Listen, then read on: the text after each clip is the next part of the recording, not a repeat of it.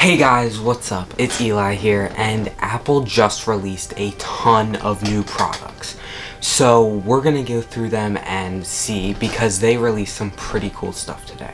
Alright, so for the first thing that they released, we're gonna start with the boring stuff, which was the AirTags. Now these are pretty cool, but they're not that important. So they basically let you put them with like a key or keys or something else that's important, and you can easily find them. Now if you have a later iPhone, it actually uses the gyro and a bunch of other data from the iPhone, which can help you locate the exact location of them. So if you're holding your iPhone, it will tell you like 15 feet in front of you, or 10 feet to the left, or you're right next to them, which I think is personally really cool. Now the AirTags go for $29 for a 1-pack and $100 for a 4-pack, so depending on how many you get. And there are also a lot of accessories for the AirTags that actually look pretty cool, so if you need to put them onto your keys, or if you want to just throw them in your car, wherever they go. The next thing Apple released was their new Apple TV. Now it's just an updated version of the Apple TV, and they do have a ton of new shows that are coming, or new seasons technically, of other shows that they've already existed. Now most of these are coming out in mid-July, and I think you might be interested. I'll have a list up on the screen of some of them that are coming out.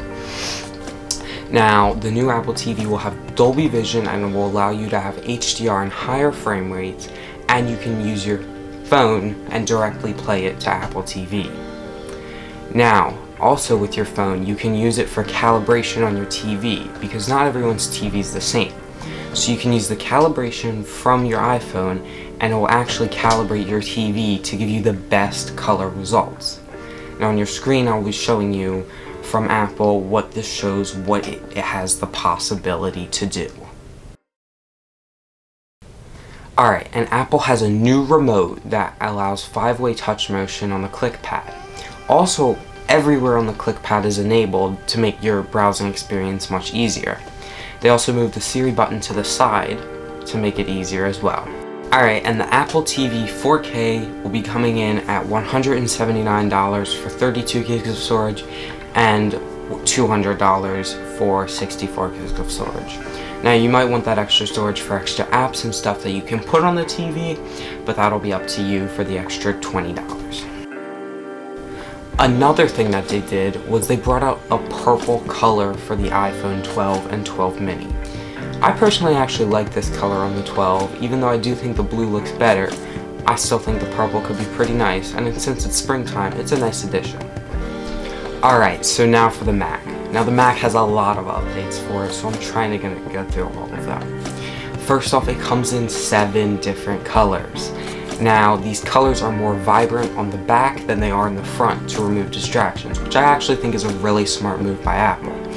It comes in a silver, a blue, a purple, a red, an orange, a yellow, and a light green. Now these have a 4.5K Retina display. They have a brand new redesigned mic. They have the M1 chip, which is very important. Now with the M1 chip, you're going to get machine learning 3 times faster, graphics and processing up to 2 times faster. And you're going to have 8 cores for the CPU and 8 cores for the GPU. It also has a 1080p camera, and with this camera, what it does is it actually corrects itself, which is really cool. So there's an auto white balance built. This is if you're on a conference call or something. Has an auto white balance built in. It automatically increases the dynamic range.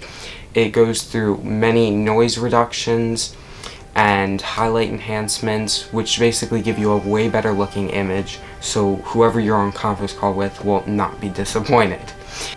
Now there are 6 new speakers on the Mac. 3 on the left and 3 on the right side, and they're the exact same. So on the left you have a tweeter and 2 subwoofers to give you extra bass and a more clear highs, and then the same on the right. And they come with Dolby Atmos, so it gives you an even better listening experience.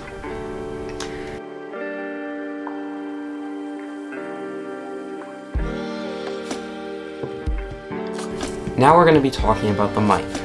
The mic has noise cancelling built in to focus on your voice and cancel out all of the other voices around you. And we don't have any samples yet from this mic, but I'm assuming it will be pretty good, and hopefully soon, once they start to come out, which, speaking of that, will be on the 30th, then we will have some samples of that audio and we can see how it actually sounds.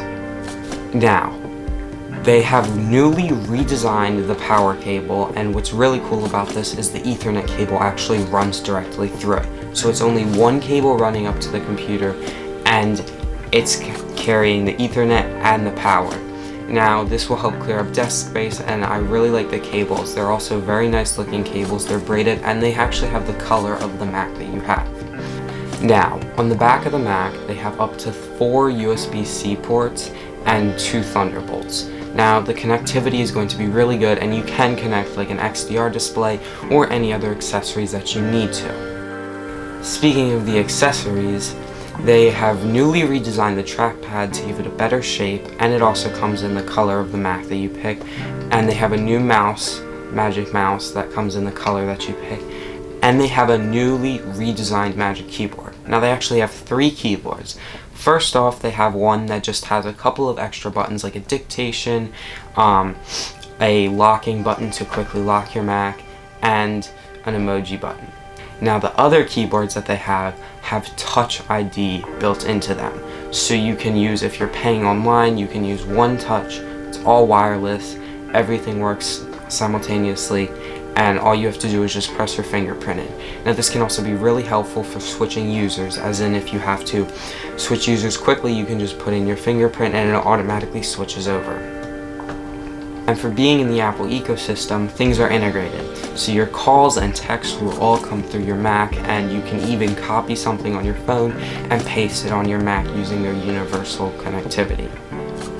Now, the Mac starts at $12.99 with 4 colors and $14.99 for 7 colors, and they both come with a new M1 chip that has up to 85% faster CPU performance. Alright, and now for the thing that I'm most excited for, the new iPad Pro.